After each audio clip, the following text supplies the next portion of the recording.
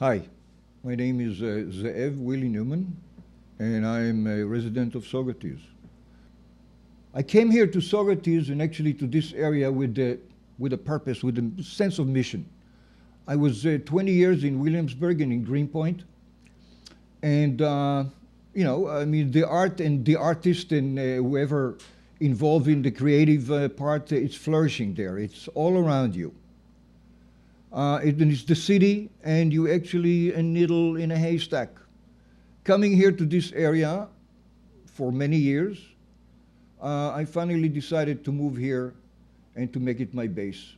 As soon as I did that, a wonderful sense of involvement came upon me, and I realized how much my art is really has to do with everyday life. I really wanted to bring art to everyday life.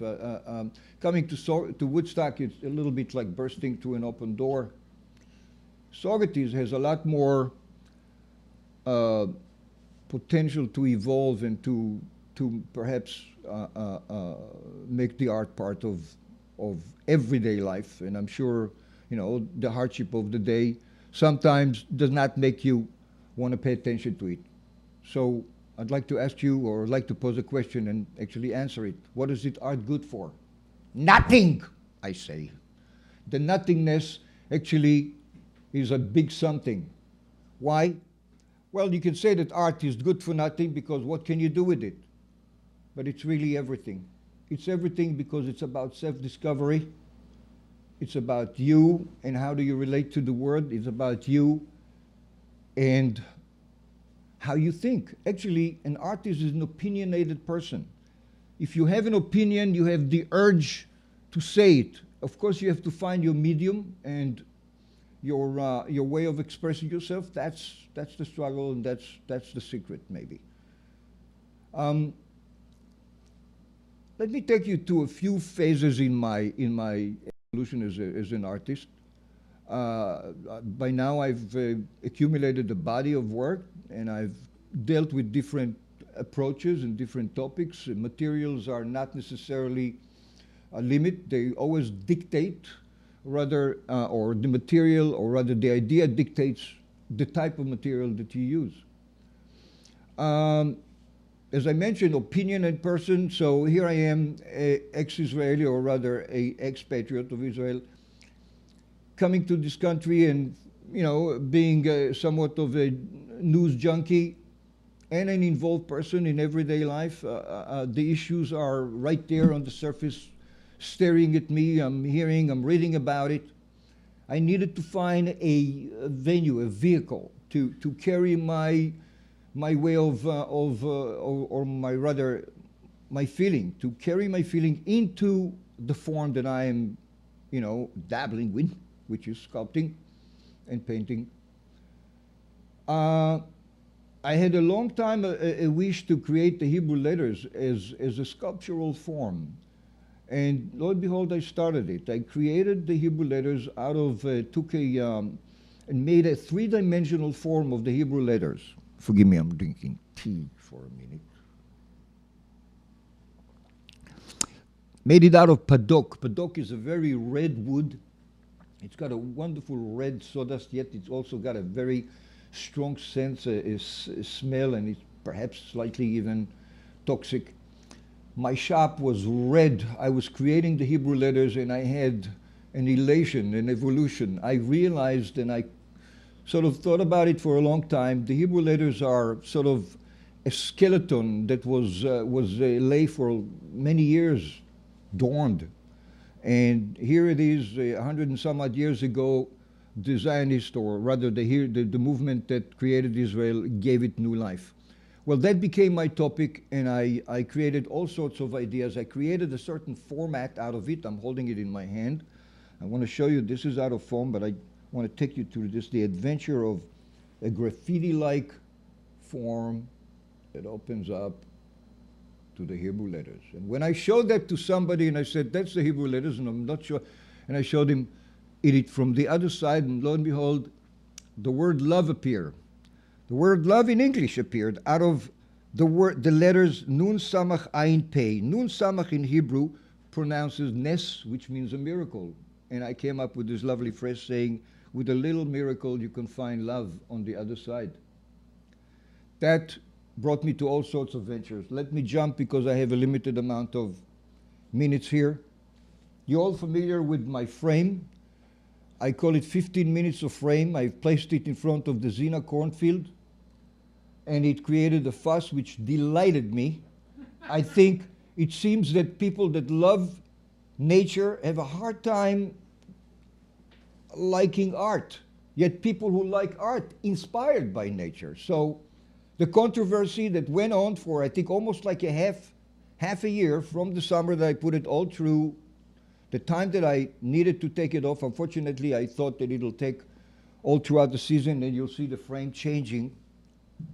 It didn't happen, but it was wonderful. I call this work subtitle as The Big Picture because it's really a philosophical idea. The frame actually encases the very topic that an artist deals with, or a cameraman, or a story. And of course there is the outside of the frame. So the frame out in nature by itself reminds you of what's in and what's out. And you can almost say that it's akin to a person that lives in a country and doesn't care about the other world, like us America, who really don't like geography and other countries so much. Forgive me. Here goes another one. Right now I have a show, I call it Cubes and Turnings. It's going to come off, but the show still is going to go on. I've created out of natural wood a whole series of these forms. Please come and visit. I'm right now also in a process of creating, with the good graces of Mark Bronstein, a great patron of the arts, Markitect, the head of Markitect. He engraced me with a grant. He asked me, what do I want to do? And I told him, you are in Saugerties and Woodstock, and I'm in Woodstock and Saugerties. I want to create a connection between the two. I want to make a love seat. I've created this thing that I call Love Nut. You can see it on the Snyder's farm. It's yet to be done. It's going to be finished in red. And I'm trying to make a big fuss about it. Another thing that I'm involved is again in Saugerties. In Saugerties, after the summer, there is a party that we have right where my frame is, by the beach. The town is giving me a stage, and we have all sorts of performances. People are invited to get in touch with me and be a part of the performance issue. And of course, my Chacon will be the fire blower. Another issue and another actually excitement. I know I don't have limited time here, but here it is. I'm throwing actually a square in the air. I call this picture, Let That Be a Square. What it is actually is in Saugerties, we're desperate for some kind of a little plaza. And I'm encouraging a parking lot to actually people who owns a parking lot to give it up as a part of it for the sake of the village. If you want to take a tour to my pieces here, you will see the great thing about the piece is that it gives birth to another piece. My rubs gave peace, my Hebrew letters gave birth to rubs. This piece that you have here, which is called the residue, the coil piece, is actually a piece that was born from another piece that I've created. I call that residue. The turning that you see next to it is the turnings that is based on the idea of bat and ball, as in baseball.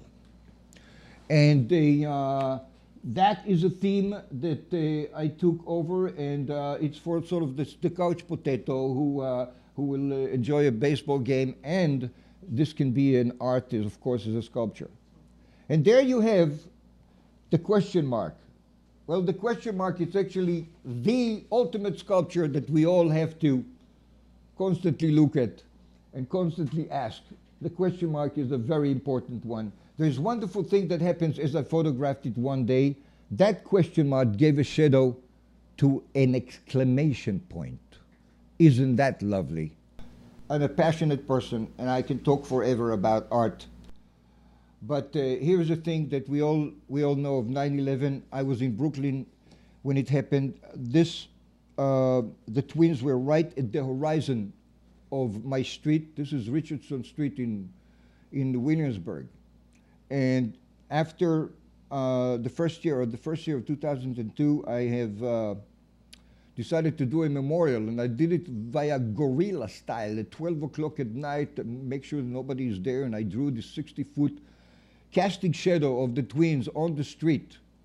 Well, from then on, I've been doing it every year. Of course, I'm going to go before September again to my neighborhood in Brooklyn. By now, people are helping me to do that. And I'm welcomed by the police and the fire department. In fact, everybody didn't know who did it. I did it sort of in an anonymous way. But I think by now they recognize my face. But either way, that's my memorial. I just want to point out that if every street in Brooklyn, in Manhattan, or any venue that had the twins in their horizon will draw a casting shadow as if the casting shadow of the twins spread on the road. If you go with a helicopter above, what you see is you're going to see that all the casting shadows are pointing towards ground zero. There's another thing that residents of this area are familiar perhaps with, which is my cubes, which I call dependents. It's basically a cube form that is kind of sitting on the edge. What I've discovered, which I like, because you cannot if you put the cube form in sort of a steady way like that, just concentrate on this cube, it's boring. We're all familiar with the form, a house or anything else. As soon as I put it in an angle, I realize that it needs another cube, and therefore it calls dependence. The lovely thing about it is that it really is exciting. As a geometrical shape, you can actually see the form changes as you drive around it. So if it would have been in a circle, you would see the change of it. It also creates a wonderful shadow, which again gives you the sense. What it does, basically, it goes from a very, very simple form to a more and more complex form. I love that discovery in art because that is the essence of art, which means the transformational aspect of art. Art not just have to be there, it has to give you a sense of transformation. You have to feel that you are going to another, it took you just another step. In fact, if you ever see my art and you smile, I knew I took you somewhere where I really wish to take you. Smile is the greatest reward. Thank you.